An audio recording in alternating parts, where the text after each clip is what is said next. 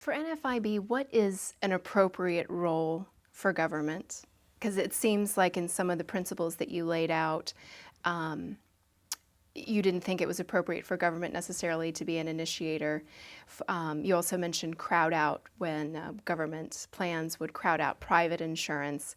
And then also the fact that a lot of innovation comes from the private sector. Sure. So how do you see the government playing a role? Well, you're exactly right. I mean, all the innovation that's taken place in this great country has come from the private sector. The advances in science and certainly many other areas have come from private sector innovation, a free market economy where people have the opportunity to go out with an idea and try something and see if it works. So we feel very strongly that we want to continue to have this innovation as a nation and also in the delivery of health care. We recognize that government has a role. I mean, there's certainly large government programs today in healthcare, such as the SCHIP program for children, Medicare for older Americans, and Medicaid for Americans with less means. And we're not talking about those issues. What we want to continue to see is that there is a vibrant private market for health insurance that allows innovation and creativity to flourish so we can continue to have these types of advances that have made this country such a great country as it is today. Talk about the tax code and how our current tax code affects small business.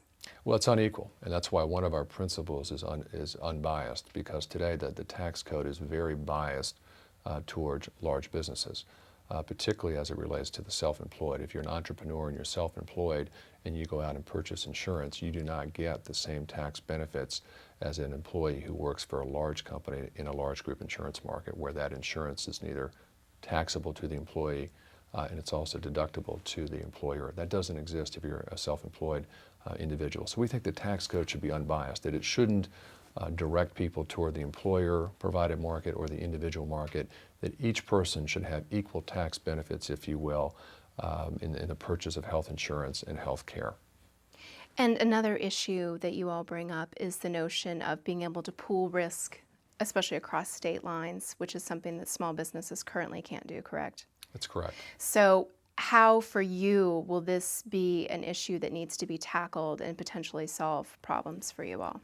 Well, we think pooling is important because it really gets to competition and the ability to lower cost. If small businesses can get into larger risk pools, that allows them to spread cost.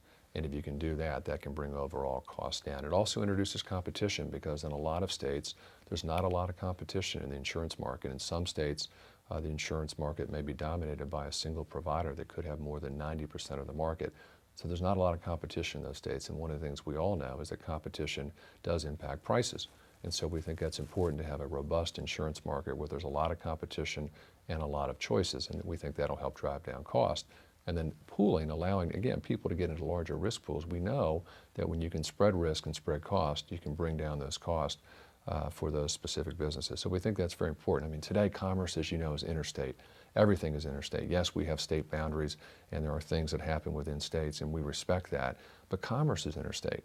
People move across state lines and we think it's important to give people some choice, and that'll introduce greater competition, and we believe it's going to bring down cost.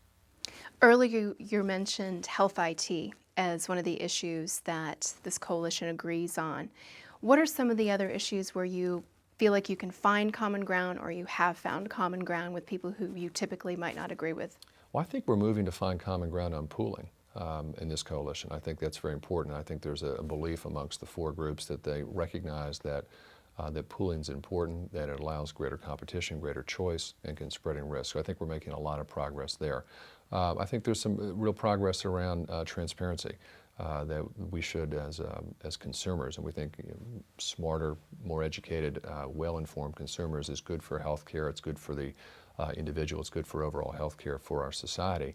That if we have more information, that if we know about outcomes, if we know about how doctors perform, how hospitals perform, that's fundamentally going to be good for the healthcare system and put more personal responsibility to the individual. So I think we agree on that as well. We agree that technology needs to be injected into healthcare, that it's not really present today, and we need more technology in terms of the delivery of healthcare, and we think that's very important. So there are things that we're finding common ground, and I think we're going to continue, I know we're going to continue to work to see on other areas where we can find common ground as we go forward. And looking ahead to 2009, a new president, a new Congress, hopefully a vigorous healthcare debate in the presidential elections.